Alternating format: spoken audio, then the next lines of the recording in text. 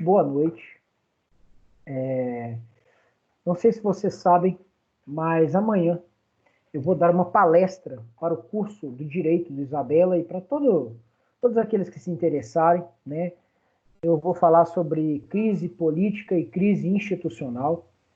E essa palestra é uma palestra que vai, por apoio, né, da coordenação, ela vai integrar uma semana de palestras, várias semanas agora vocês vão ter palestras na terça e na sexta, que vão, de certa forma, substituir, né, o que a gente chama de semana jurídica, que são palestras presenciais, todo semestre a gente tem. E eu quero que vocês acompanhem, né, vai valer horas extracurriculares para aqueles que se inscreverem. Obviamente, vocês vão receber certificado dessas horas. O debate vai ser, a palestra vai ser pelo Instagram. Eu vou falar um pouquinho, né, sobre alguns aspectos da nossa crise política e da nossa crise institucional. Vou falar sobre teoria sistêmica, vou falar sobre como deve funcionar um sistema constitucional e vou fazer algumas considerações críticas, obviamente, a agentes políticos, mas sempre sob uma ótica, né, prescritiva, no sentido, né, de ciência política e de teoria da Constituição. Eu vou ficar muito feliz se vocês acompanharem, mandarem as suas dúvidas. Vou separar um pouquinho do tempo, acho que a gente tem 1 hora, né, para falar para vocês. Eu vou separar um tempo para falar e vou também separar um tempo para que as perguntas sejam feitas, né, e será uma honra contar com vocês. Dentro desta linha, né, de reflexão, eu aproveitei, né, o dia de hoje, foi um dia bem corrido, tanto no Isabela quanto no MPF, mas eu separei os grupos de vocês e das outras turmas e estabeleci quais são os temas que cada um dos grupos vai trabalhar. São 6 grupos, eu já mandei para a colega de vocês, a Rúbia, e a Rúbia também já deve ter mandado para vocês. E mandei também as instruções. A primeira coisa que vocês precisam saber é: eu vou receber esses trabalhos no dia 25 de maio, data da entrega do trabalho, 25 de maio. Vocês vão enviar para o meu e-mail, esse aqui, ó, bernardoafduarte@hotmail.com. É um trabalho por grupo, né? Não são todas as pessoas do grupo que tem que mandar um trabalho só, é um trabalho por grupo. Como é que vai funcionar? Vocês já receberam aí os temas, né? Eu vou agora explicar para vocês o que eu já passei para a Rúbia no WhatsApp. Em linhas gerais, o que eu quero de vocês é o seguinte: vou dar um exemplo pegando cada um dos grupos e aí vocês vão entender qual que é a dinâmica do trabalho. Eu quero que vocês, primeiro, né, tragam para mim um conceito sobre o tema, os temas que estão tratados, né, em cada um dos grupos. Depois eu quero que vocês relacionem esse conceito com alguma situação concreta, algum tema, né, da realidade, algum caso, que vocês consigam encaixar, né, aquele conceito naquele caso. E depois eu quero que vocês façam uma análise crítica desse caso, né, o porquê de, naquele caso, aquele conceito que está sendo discutido ser relevante, o porquê, né, de ser importante trabalhar aqueles assuntos, tá certo? E, no final, eu quero que vocês me expliquem o porquê da escolha daquele assunto. Então, deixa eu dar um exemplo concreto. O grupo 1 vai falar sobre universalismo e relativismo cultural. Existem diversos assuntos, diversos temas que estão relacionados com esses dois conceitos. Mas a primeira coisa que eu queria é que o grupo 1 dissesse o que é universalismo, o que é relativismo cultural, por que essas duas posições, né, estão em rota, né, de colisão, por que elas são posições defendidas por defensores, né, que trabalham com linhas diferentes em torno da proteção de direitos humanos. Depois eu queria que vocês trouxessem um caso. Por exemplo, vocês trouxessem um caso, né, que vocês conhecem, de, por exemplo, discriminação aos direitos da mulher, por exemplo, no mundo árabe, ou que vocês trabalhassem a questão das comunidades, né, originárias, existem vários costumes das comunidades originárias que eventualmente não são universalizáveis. Trabalhar essas situações dentro da ótica, né, do relativismo cultural e do universalismo. Seja para criticar, seja para defender. Existem alguns costumes das comunidades tribais que não são compartilhados, né, pela maioria das comunidades, mas que nem por isso deixam de ser defensáveis. Então, você pode trabalhar, por exemplo, o relativismo cultural para defender essas concepções.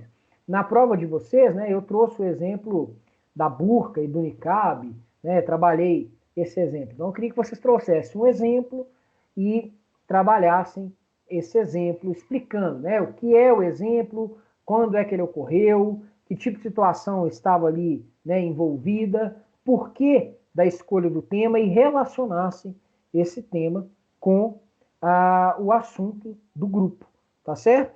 Esse é o objetivo do trabalho. Concluindo, né, o trabalho, vocês vão relacionar esse assunto que vocês escolheram e o tema de vocês com algum dos direitos que nós formos trabalhando ao longo das nossas aulas. Né? Nós já vimos, por exemplo, a Declaração Universal, estamos estudando o Pacto Civil, depois vamos estudar o Pacto Social e alguns tratados mais específicos, por exemplo, como o tratado que proíbe a tortura, proíbe o genocídio, proíbe a discriminação racial, tratado sobre a proteção dos direitos das mulheres. Então, assim que vocês, né, forem estudando esses tratados, que estão previstos lá, né, que estão no material que eu passei para vocês, que né, estão previstos nos anexos lá estão previstos, eu estou com essa palavra na cabeça, que estão no anexo do livro da Flávia Piovesan, vocês podem trabalhar também. Então, em síntese, conceito, caso, relação do caso com o conceito e relação do caso e do conceito com algum direito que nós trabalhamos em alguns dos documentos, né, ao longo das aulas, seja ele tratado, seja declaração, tá certo? Para não dizer, né, que eu não dei exemplo sobre todos. Dignidade da pessoa humana e direitos humanos. Falar o que é dignidade da pessoa humana, como se relaciona com os direitos humanos. Trazer um caso onde a dignidade da pessoa humana está sendo violada ou, eventualmente, onde é importante a defesa da dignidade da pessoa humana para a afirmação dos direitos humanos. Relacionar esse caso com o tema. E, por fim, trabalhar, né, algum direito que nós trabalhamos ao longo, né, do semestre, com a ênfase, né, em algum desses direitos com a relação ao tema que vocês vão trabalhar. Historicidade, proibição do retrocesso e direitos humanos. Isso aqui, inclusive, tem uma aula, né, que eu gastei sobre SUS. Né? Nós falamos até sobre historicidade, proibição do retrocesso, direitos humanos. Né? O que é isso? O que é historicidade? O que é proibição do retrocesso? O que isso tem a ver com direitos humanos? O caso que vocês escolheram, por que daquele caso? Né? Qual é a importância desses conceitos para aquele caso específico? E, por fim, trabalhar um assunto dentro de um direito que eu trabalhei, né? Um direito que foi trabalhado em algum dos tratados ou em alguma das declarações e que tem relação com esse tema. Responsabilidade internacional por violação de direitos humanos. Isso aqui é o mais amplo, né? O que é isso? Como isso é possível hoje?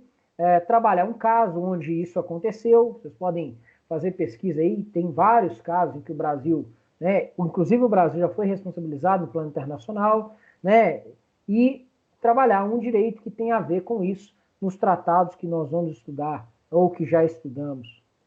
E, por fim, né, grupo 5, direitos humanos e normas jus cogens, que é isso, que é norma jus cogens, né, quais são as repercussões desse tema, trazer um caso para a gente que exemplifique bem, né, a importância dos direitos humanos com o status jus cogens, e, por fim, né, identificar nos tratados que nós estudamos algum tipo de norma, né, que tenha relação com isso.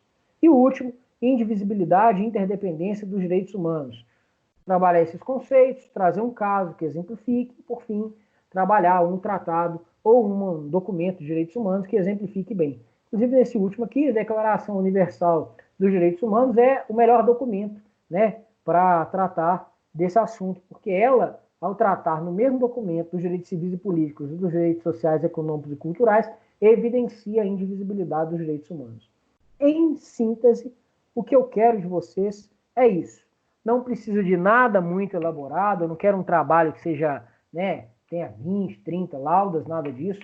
Pode ser um trabalho de 5 laudas, mas eu só quero que vocês fundamentem, pesquisem, debatam, e é para isso até que amanhã, como nós teremos a palestra, que vai começar às 8 e vai até às 21 horas, nós não teremos o primeiro horário. Eu deixei o primeiro horário para que vocês possam se reunir, debater, dividir tarefas, uma vez que vocês não estão se encontrando presencialmente. Então, esta aula vai ser uma aula destinada à organização dos grupos para o desenvolvimento do trabalho. Vocês vão ter 2 semanas para isso e eu estou à disposição de vocês para tirar dúvidas. Essas informações estão gravadas nessa aula que eu vou postar no Moodle, mas eu também vou criar lá no Moodle uma aula que vai chamar Trabalho, onde todas essas instruções vão ser replicadas, tá certo? Para aqueles que não tiverem na aula de hoje ou eventualmente não assistirem. Até aqui, tem alguma dúvida? Não? Sim? Por favor, me falem para eu seguir. A prova de vocês viram? Foi uma prova que abarcou todo o conteúdo que nós estudamos, né, com exceção dos tratados internacionais e dos documentos, né, que nós estamos estudando agora, mas conseguiu, de certa forma, esgotar o assunto e deu para vocês uma noção do que vai vir na prova final. Né? A prova final, que é também uma prova naquele estilo, vai conter diversas questões, agora, não só de teoria, mas também questões relacionadas aos tratados em específico. Tá certo? Eu vou começar, então, retomando a explicação do Pacto Civil. Eu vou compartilhar com vocês, né, o texto do tratado. Eu queria que vocês me ajudassem. Onde é que nós paramos? Eu sempre digo isso, as pessoas nunca acreditam em mim, né? Que eu vou cobrar na prova só aquilo que eu falei em sala, né? Mas vou cobrar tudo. E aí as pessoas ficam meio assim, porque é muita matéria, mas nunca foge disso. Tá, paramos no artigo 11. Então vamos voltar a ele? O artigo 11 fala assim: ninguém poderá ser preso apenas por não poder cumprir uma obrigação contratual. Esse artigo 11 é importantíssimo. Por quê? Porque ele proíbe a prisão por dívida. Na verdade, a prisão por dívida ela não é totalmente vedada. Ela só é admitida em uma hipótese. A hipótese do inadimplemento, ou seja, do não pagamento de pensão alimentícia em decorrência de obrigação familiar. Não engloba nenhum tipo de dívida que não seja essa. E o que o tratado está dizendo é prisão por dívida, salvo nesse caso que eu acabei de mencionar, onde você vai ter admissão, não é um meio de coerção de pagamento lícito. Você tem outras formas de coagir o devedor a pagar. Não pode coagir o devedor por meio de prisão. Beleza? Esse tratado, inclusive, foi uma das razões pelas quais, hoje no Brasil, né, o Supremo Tribunal Federal tem um entendimento, desenvolveu um entendimento, né, de que hoje só se admite a prisão por dívida em uma hipótese, na hipótese do inadimplemento de pensão alimentícia. Esse tratado é uma das razões dessa decisão, tá certo? Inclusive um tema interessante para vocês trabalharem aí. Por quê? Por que disso? Porque a prisão por dívida, salvo no caso do inadimplemento de pensão alimentícia, violaria a dignidade do devedor. Você tem outros meios menos gravosos para compeli-lo a adimplir a sua obrigação, que não a prisão. E se ela é uma obrigação de natureza civil, então você tem que correr atrás do patrimônio do sujeito e não restringir a sua liberdade. Ah, professor, mas e se o sujeito não tiver nenhum tipo de patrimônio? Aí o credor vai suportar o dano. Não tem jeito, meus caros. Nenhum direito é absoluto. E o depositário infiel? O depositário infiel hoje não pode ser preso porque a Constituição, apesar de admitir, ela, nesse aspecto, né, ela controla, ela estabelece uma disposição que é divergente do que estabelece o Pacto Civil e a Convenção Americana de Direitos Humanos. E o Supremo Tribunal Federal, ao decidir, né, o caso que envolvia exatamente a situação do depositário infiel, disse o seguinte: olha, como os tratados de direitos humanos, notadamente o Pacto Civil e a Convenção Americana, têm status supralegal, mas infraconstitucional, a Constituição, ela até admite a prisão do depositário infiel, mas a legislação que regulamenta como se dará a prisão do depositário infiel, que é uma legislação infraconstitucional e que estava lá no Código de Processo Civil, ela teve a sua eficácia suspensa por esses tratados. Então, apesar da Constituição dispor de uma forma e os tratados disporem de outra, o que prevalece é a Constituição, nesse aspecto, ela não está devidamente regulamentada por lei. E se ela não está regulamentada por lei, não se admite a prisão nesses casos. Beleza? Isso, inclusive, é objeto de súmula vinculante número 25. Tá bom? Não se admite a prisão por dívida, salvo no caso do inadimplemento de pensão alimentícia. Só ela. Só para que vocês acompanhem aqui o que eu acabei de dizer, súmula vinculante número 25, tá? É ilícita a prisão civil do depositário infiel, qualquer que seja a modalidade do depósito.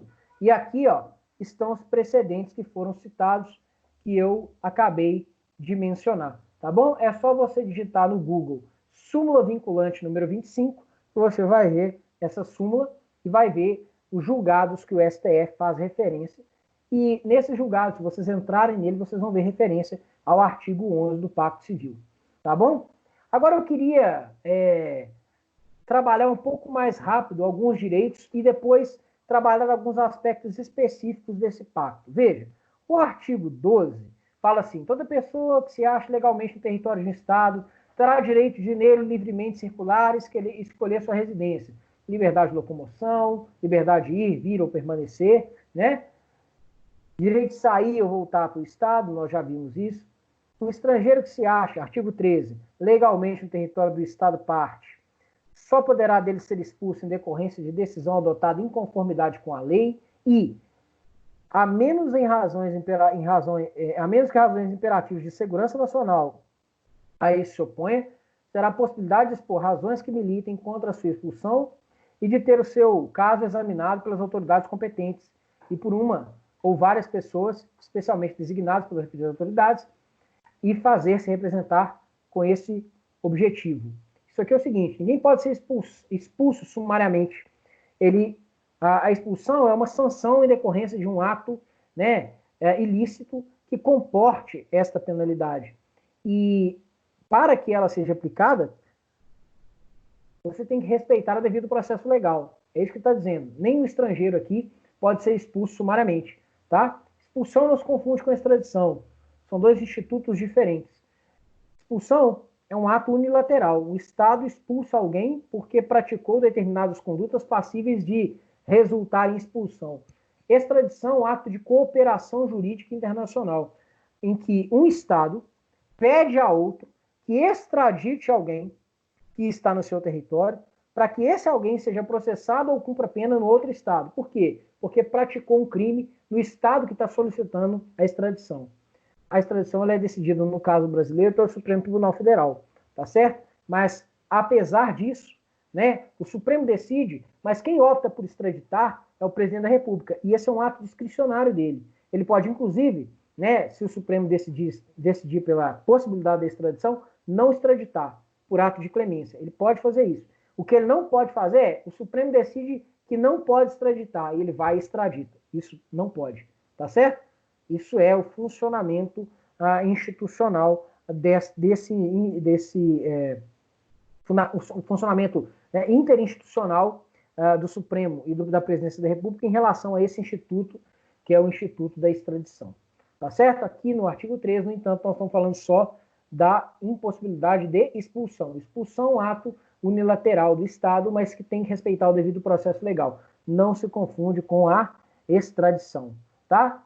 Aqui, ó, todas as pessoas, artigo 14, todas as pessoas são iguais perante os tribunais e as cortes de justiça. Toda pessoa terá o direito de ser ouvida publicamente e com as devidas garantias por um tribunal competente, independente e parcial, estabelecido por lei na apuração de qualquer acusação de caráter penal formulada contra ela ou na determinação de seus direitos e obrigações de caráter civil.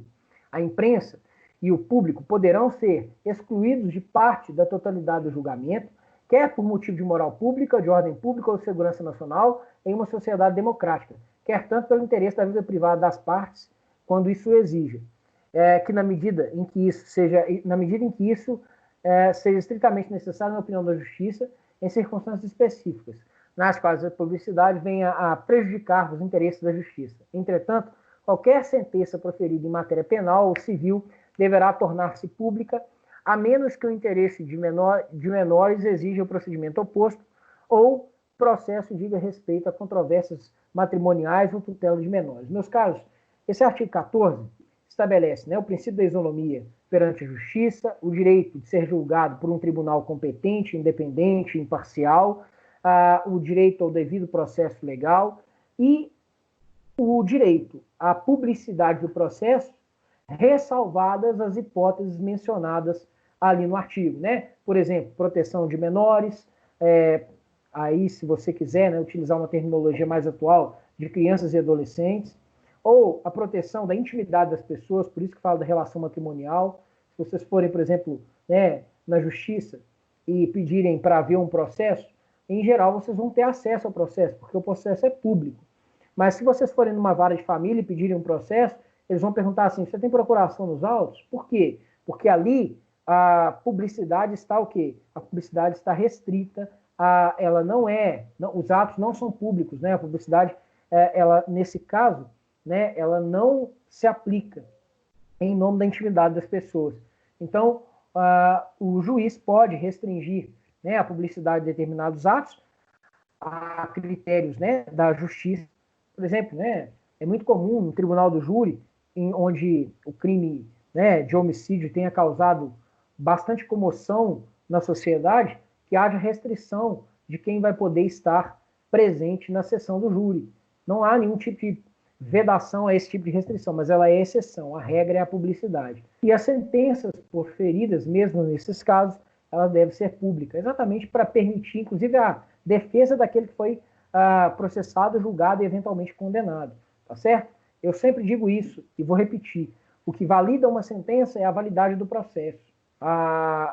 Existe o direito, né, de recorrer de uma decisão, de ir à segunda instância para ver novamente, né, o seu recurso julgado por outros juízes que não aquele que julgou originalmente a causa.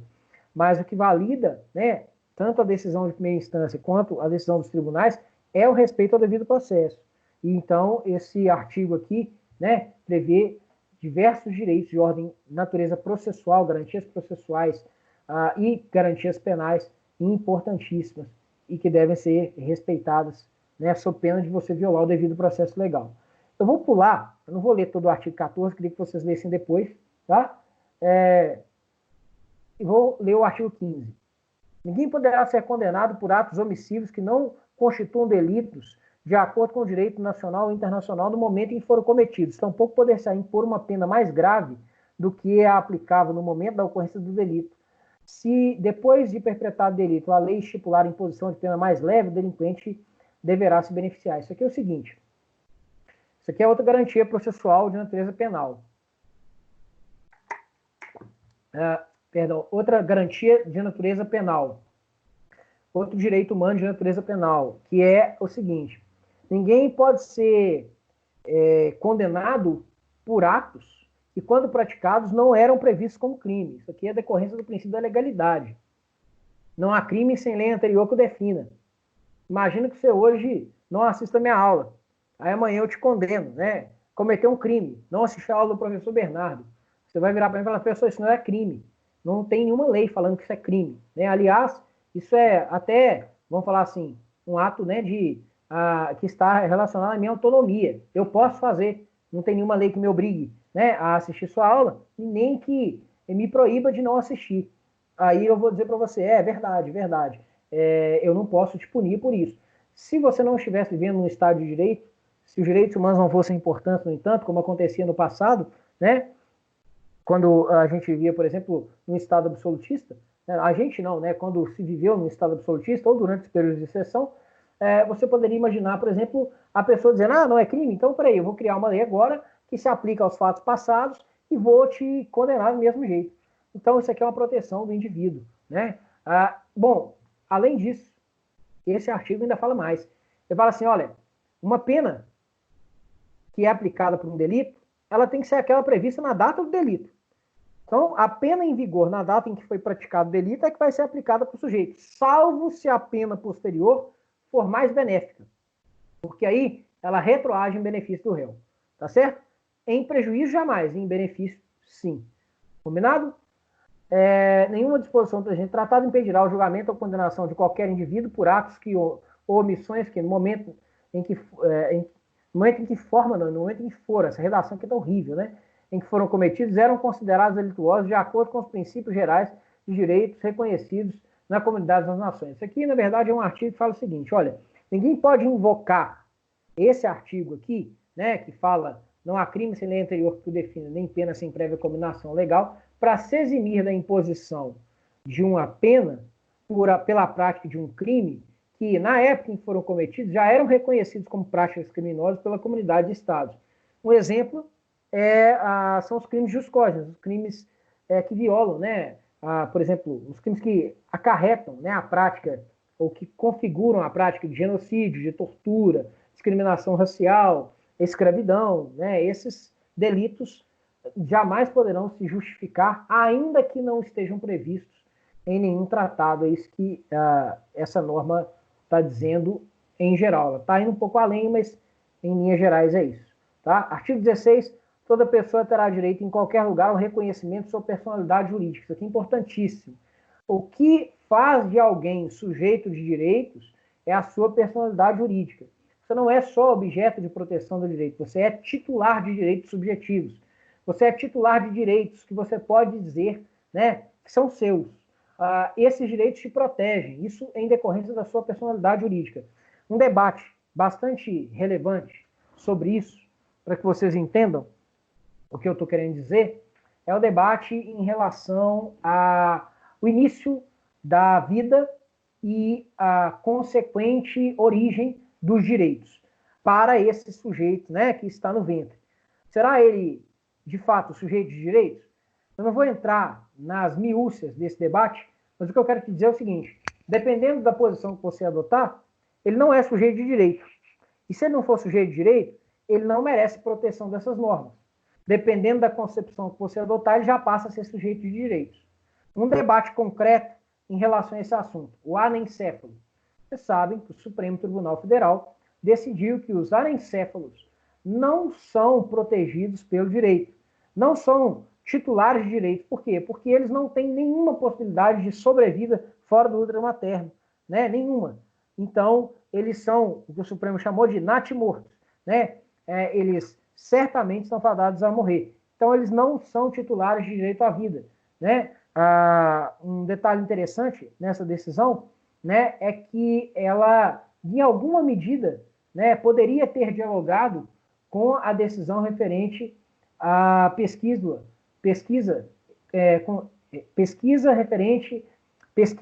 com células-tronco embrionárias, que foi decidida pelo Supremo anos antes. Né? Ela não entrou nesses detalhes, mas o fato é que o Supremo entendeu que o anencéfalo não é sujeito de direito, justamente porque não tem possibilidade de sobrevida fora do útero. Mas curiosamente, veja, o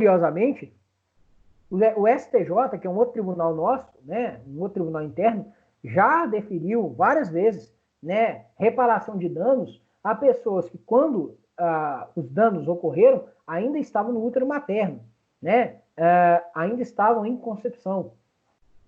Significa o seguinte, significa que a definição de quem é o sujeito de direito perpassa pelo reconhecimento da personalidade jurídica desse sujeito, tá certo? Então isso é importante. Dizer que toda pessoa terá direito em qualquer lugar ao reconhecimento da sua personalidade é dizer que essa pessoa é potencial sujeito de direitos, é que ela efetivamente goza, né, da proteção de determinadas normas, mas não só como objeto de proteção, mas como titular desses direitos. Isso aqui é importantíssimo, tá certo? Artigo 17, e aí eu vou pular, tá? Algumas explicações aqui, vou realmente trabalhar algumas coisas bem rapidamente aqui. Artigo 17. Ninguém poderá ser objeto de ingerências arbitrárias ou ilegais em sua vida privada, na sua família, em seu domicílio, em sua correspondência, nem de ofensas ilegais à sua honra ou reputação. Toda pessoa terá direito à proteção da lei contra ingerências ou ofensas. Aqui é proteção, gente, da intimidade privada, né? Determinadas invasões violam a intimidade privada, de modo que não podem ser admitidas. né? Isso é um direito básico de toda e qualquer pessoa, né? E se isso acontecer, a pessoa tem direito a uma reparação pelos danos que sofreu, que podem ser, inclusive, danos de natureza moral, tá? Danos que afetam não o seu patrimônio, mas que o causam um abalo psíquico, né? E que justificam, portanto, uma reparação, tá? Artigo 18, toda pessoa tem liberdade de pensamento, consciência e religião. Nós já vimos isso quando estudamos a Declaração Universal, né? Alguns vão dizer que aqui estão raízes, né, do Estado de Direito, liberdade de pensamento, consciência e religião estão atreladas à própria noção de resistência contra o arbítrio, né? São claramente direitos relacionados à autonomia privada, tá certo? Engraçado que esse artigo ele é bem claro, ele fala assim, olha, todos têm direito à liberdade de pensamento, consciência e religião. Significa dizer, é o direito de crer, de não crer, de expressar a sua opinião ou de eventualmente não ter opinião. A pessoa tem esse direito, tá? Direito implicará a liberdade de ter ou adotar uma religião ou uma crença de sua escolha, liberdade de professar religião ou crença, individual ou coletivamente, tanto público quanto privadamente, por meio de culto, celebração de ritos, prática e do ensino. Tá? Ninguém poderá ser submetido a medidas coercitivas que possam restringir sua liberdade de ter ou adotar uma religião ou crença de sua escolha. A liberdade de manifestar a própria religião ou crença estará sujeita apenas a limitações previstas em lei e que se façam necessárias para proteger a segurança, a ordem, a saúde e a moral públicas e os direitos e liberdades das demais pessoas. Você não pode vedar a possibilidade, né, o direito de alguém exercer a sua crença, qualquer que seja ela, mas você pode proibir algumas práticas que sejam atentatórias aos direitos humanos. É isso que está dizendo o artigo 18, inciso 3º. Né? E os Estados comprometem a preservar essas liberdades. O artigo 19 fala do direito, né, à liberdade de opinião. Ninguém pode ser molestado pelas suas opiniões, inclusive de natureza política. Isso é sensível para que nós tenhamos um Estado democrático. No Estado democrático existe o direito de divergir, existe o direito de não compactuar com a opinião daqueles que exercem o poder. Contingencialmente, as pessoas que exercem o poder mudam. As concepções de quem está no exercício do poder, né, diretamente, mudam. Isso não significa que você tenha que necessariamente concordar com o poder de ocasião. É isso. Você não pode ser molestado, você não pode ser expulso, por exemplo, pelas suas opiniões, que dirá opiniões políticas, tá certo? Depois dê uma lida nisso aqui, importantíssimo também, tá? Artigo 20, a redação aqui está muito ruim, eu vou ler no livro da Flávia Piovesan, tá? Artigo 20. Diz assim o artigo 20. Será proibida por lei qualquer propaganda em favor da guerra. Aí tem esse 000707, isso aqui é erro, né, do programa aí que, né, eles utilizaram para colocar esse tratado aqui no portal do Planalto, tá? Discurso de ódio não está amparado pela liberdade de expressão. Tampouco determinadas manifestações de pensamento e a publicidade de determinadas condutas. Por que é proibida qualquer propaganda em favor da guerra? Porque a guerra atenta contra os princípios das Nações Unidas e viola direitos humanos. Por que eu estou dizendo que o discurso de ódio não está amparado pela liberdade de expressão? Porque se eu dissesse que o discurso de ódio está amparado pela liberdade de expressão, eu jamais poderia penalizar aquele que eventualmente cometa crimes por meio de suas palavras. Porque se ele exerce um direito, ele não pode ser violado, ele não pode ser penalizado pelo exercício desse direito. Obviamente que, na medida em que eu extrapolo os limites da liberdade de expressão e pratico discurso de ódio, eu não estou amparado pelo direito. Então, esta é a razão pela qual eu não posso dizer tudo aquilo que eventualmente eu pensar, se eventualmente se ofender a integridade psíquica de alguém, a moral de alguém, né? Moral subjetiva ou a moral objetiva, vocês vão estudar isso em direito penal, tá? E é por isso também que não é admitida a apologia de determinadas práticas, que dirá, né, a guerra, tá bom? Olha aqui, ó, será proibida por lei qualquer apologia ao ódio nacional, racial, religioso, que constitua incitamento à discriminação, hostilidade ou à violência, vedação do discurso de ódio. Tá bom? O artigo 22 fala, né, de uma modalidade de... O artigo 21 fala de direito à reunião, o artigo 22 fala de uma modalidade de associação, né, direito de associação e direito de constituir sindicatos. É interessante, né, essa previsão no Pacto Civil, porque há uma relação íntima aqui com os direitos sociais, econômicos e culturais. O artigo 23 protege a família, né, como um elemento natural e fundamental da sociedade. Aqui a proteção de uma instituição, né? Artigo 24 protege os direitos das crianças, né? Fala que a criança tem o direito, sem discriminação alguma, por motivo de sexo, cor, religião, língua, etc., né? As medidas de proteção que a sua condição de menor requer. Artigo 25. Todo cidadão terá direito e a possibilidade, sem qualquer forma de discriminação, mencionado no artigo 2, sem restrição, de participar das condutas, né, da condução dos assuntos públicos, aqui os direitos políticos, né, relacionados à soberania popular, de votar e ser eleito, de ter acesso em condições de plena igualdade às funções públicas de seu país, óbvio, desde que ele cumpra os requisitos para assumir uma função pública, ele tem direito de assumi-la. Bom, aí a gente chega no artigo, finalmente, né, 28, não, 26, né? Todas as pessoas são iguais perante a lei e têm direito sem discriminação alguma, igual a proteção da lei. Aqui é igualdade formal, tá, gente? Igualdade perante a lei é uma garantia advinda, né, das revoluções liberais. Nós sabemos que antes não era assim, né? Antes o filho de rei nunca perdia majestade. Filho de peixe, peixinho era, né? Se eu sou filho, né, do príncipe William, eu sou melhor do que os outros, porque eu tenho uma prerrogativa que os outros não têm. Quando eu falo que todos são iguais perante a lei, eu estou falando, olha, esquece essa coisa de sangue real, isso não existe. Ninguém é melhor do que o outro pelo nascimento, pelo critério do nascimento. Todos são iguais perante a lei. Nós sabemos que essa é uma dimensão da igualdade, igualdade formal. Nós sabemos que nós precisamos complementar essa dimensão com a igualdade geométrica, que vem até lá desde Aristóteles, né? Não é nova não, né? Vem desde Aristóteles, tratar as desiguais igualmente, na medida em que se desigualam, mas diferente do que dizia Aristóteles, não para manter a desigualdade, sim para garantir a igualdade, garantir que essas pessoas tenham iguais condições de competição, né? Para que elas possam literalmente competir em patamares de igualdade, porque elas até então não tinham essas condições de igualdade. Essa igualdade geométrica complementa a do artigo 26 aqui, tá?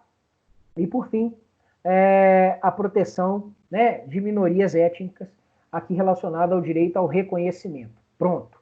Tratamos dos direitos materiais. Agora veja, e dos direitos processuais reconhecidos no Pacto Civil. Agora veja, diferentemente da Convenção Americana, diferentemente da Declaração Universal dos Direitos Humanos, o Pacto Civil fez algo interessantíssimo.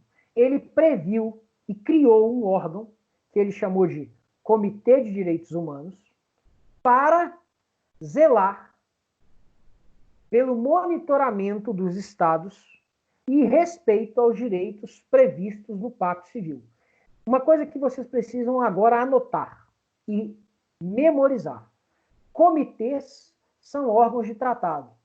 Eles são criados para monitorar os Estados no cumprimento dos deveres e dos direitos reconhecidos no tratado que os criou. Então, o Comitê de Direitos Humanos tem um objetivo: monitorar o cumprimento pelos Estados das normas de direitos humanos previstas no Pacto Civil. O Comitê de Direitos Humanos é um órgão de tratado. Ele foi criado pelo Pacto Civil para monitorar os Estados, para aferir e conferir se eles estão, de fato, cumprindo os direitos que estão previstos no Pacto Civil. que eventualmente, né, já tenham sido ratificados pelo Estado, tá certo? Esse comitê pode pedir esclarecimentos para o Estado, ele pode ouvir, né, o Estado em relação a determinado assunto, ele pode receber petições individuais, ele não vai julgar o Estado, tá? Porque ele não é um órgão jurisdicional, ele não é um órgão com competência de julgar, mas ele pode recomendar medidas a serem adotadas pelo Estado e ele pode também, né, eventualmente, não esse, mas outros órgãos de tratado, podem inclusive mandar membros para visitar o Estado e aferir qual é a situação da proteção dos direitos naquele Estado específico, tá bom? O Comitê de Direitos Humanos, ele recebeu de um protocolo adicional, que é um tratado que complementa esse aqui, que é o protocolo número 1, a prerrogativa de receber petições individuais. A colega de vocês, há umas 2, 3 aulas atrás, né, perguntou do caso Lula, né, e ele fez uma reclamação perante esse comitê, o Comitê de Direitos Humanos, tá? Tem outros casos, né, mas esse é um caso que foi mencionado em sala, então por isso que eu estou falando dele aqui. Além disso, eu queria complementar com mais uma informação relevante em relação ao Pacto Civil. Esse pacto também foi complementado por outro pacto, né, que é o protocolo número 2, que estabelece a abolição da pena de morte. Só que o Brasil, ao ratificar o protocolo número 2, vocês viram, né, o Pacto Civil admite a pena de morte, só em algumas hipóteses. O protocolo número 2, ele complementa esse tratado proibindo, abolindo terminantemente a pena de morte. O Brasil ratificou esse protocolo número 2, assim como ratificou o protocolo número 1. Só que em relação ao protocolo número 2, o que vai abolir a pena de morte, o Brasil estabeleceu uma reserva, né, que é uma ressalva. Ele falou assim, olha, eu só admito a pena de morte em uma hipótese, caso de guerra declarada. Então, salvo nesses casos, não se admite a pena de morte mais no Brasil. Se o Brasil restabelecesse a pena de morte, ele estaria violando a proibição do retrocesso. Por quê? Porque ele estaria estabelecendo uma norma mais restritiva de direitos do que aquela que ele já estabeleceu na atualidade, tá certo? Violando, inclusive, tratados internacionais que ele, no ato, no exercício, né, da sua soberania, que não é absoluto, vocês sabem disso, né, admitiu, ele no ato da sua soberania, admitiu normas que restringem a sua própria soberania. Então, ele não poderia juridicamente fazer isso. Isso significaria, né, um comportamento contraditório, isso violaria o princípio da proibição do retrocesso, isso violaria, portanto, normas que o Brasil já admitiu cumprir no plano internacional e no plano interno por ato voluntário, né, por ato soberano. Tá certo? Para fechar o Pacto Civil, né, depois eu queria que vocês lessem, né, os outros artigos que vão falar do comitê, vão falar de atribuições do comitê, eu queria que vocês lessem em casa. Eu queria falar de um artigo que eu pulei propositalmente, eu sempre deixo ele para o final, que fala o seguinte, olha, tem alguns direitos que são inderrogáveis, mesmo em situações excepcionais, né, você jamais vai poder excepcionar esses direitos.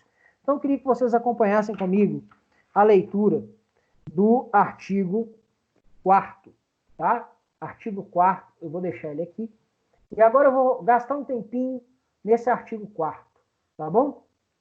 Diz assim o artigo 4º, eu vou ler na versão da Flávia Piovesan, porque eu acho que ela é uma versão que é melhor que essa que vocês têm aí projetada para vocês. Diz assim, ó.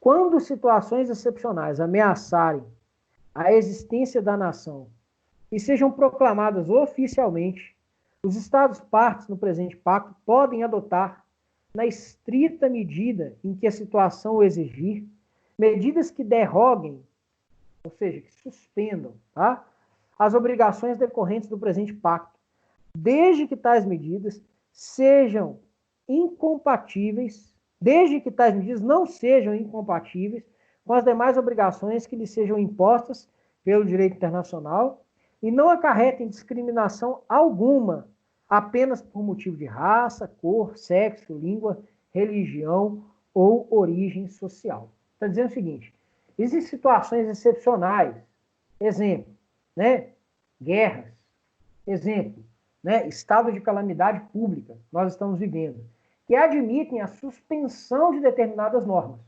Um exemplo, nós não estamos hoje com a possibilidade de nos locomover livremente.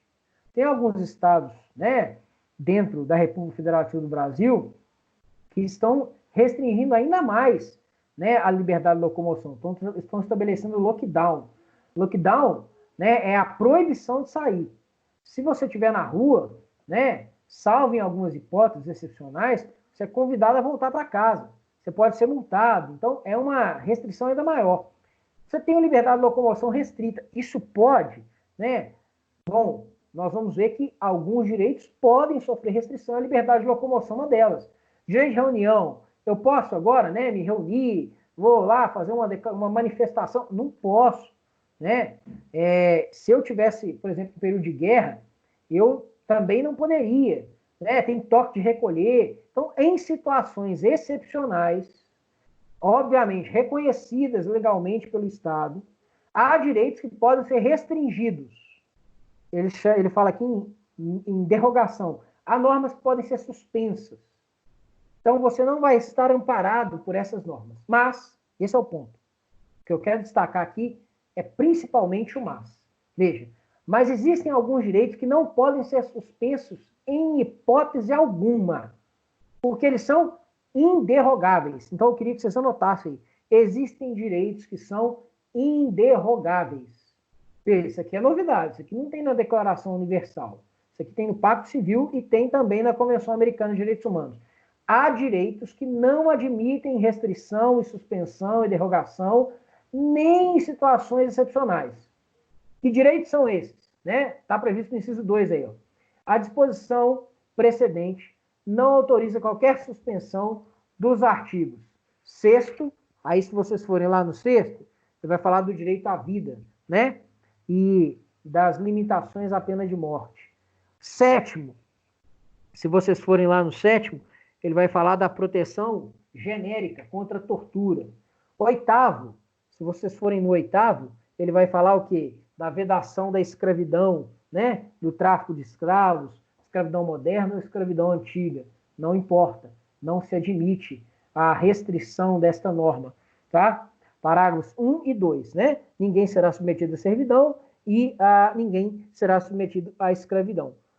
Não está prevista a linha 3, né? Inciso 3, melhor dizendo, né? Com suas alíneas aqui, porque essa linha tem a ver com os trabalhos forçados e, eventualmente, o cumprimento de pena pode envolver determinadas obrigações. Então, isso não está previsto.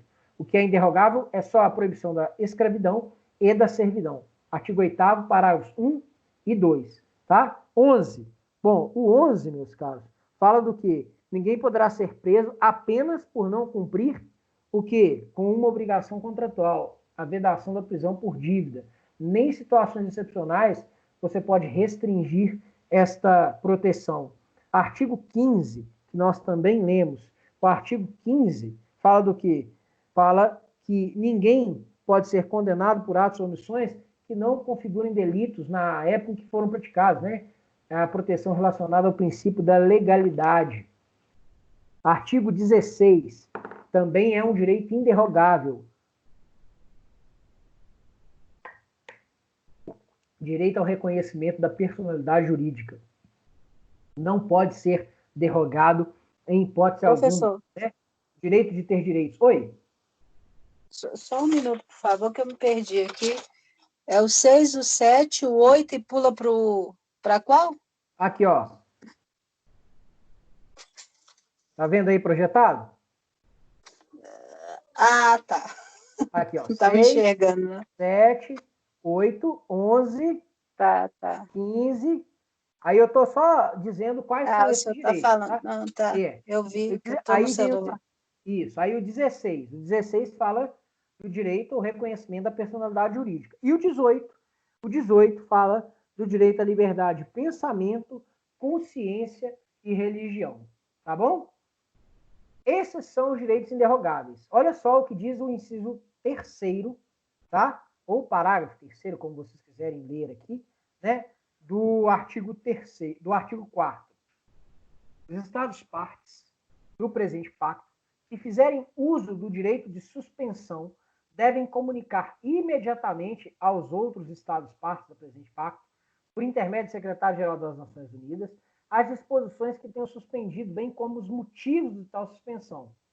Os Estados-partes devem fazer uma nova comunicação, igualmente por intermédio do secretário-geral da Organização das Nações Unidas, na data em que terminar a suspensão. Veja, medidas excepcionais durante períodos excepcionais são admitidas pelo Pacto Civil. Mas cuidado, nem toda medida excepcional é admissível, melhor dizendo. Por quê? Porque existem direitos que não podem ser suspensos. São chamados direitos inderrogáveis. Que direitos são esses? Os previstos no artigo 4º, inciso 2, né? Que nós acabamos de mencionar anteriormente. Tá certo? Alguma dúvida, gente? Com isso, a gente fecha o Pacto Civil. Na próxima aula, Pacto Social, tá? E depois nós vamos trabalhar alguns tratados específicos.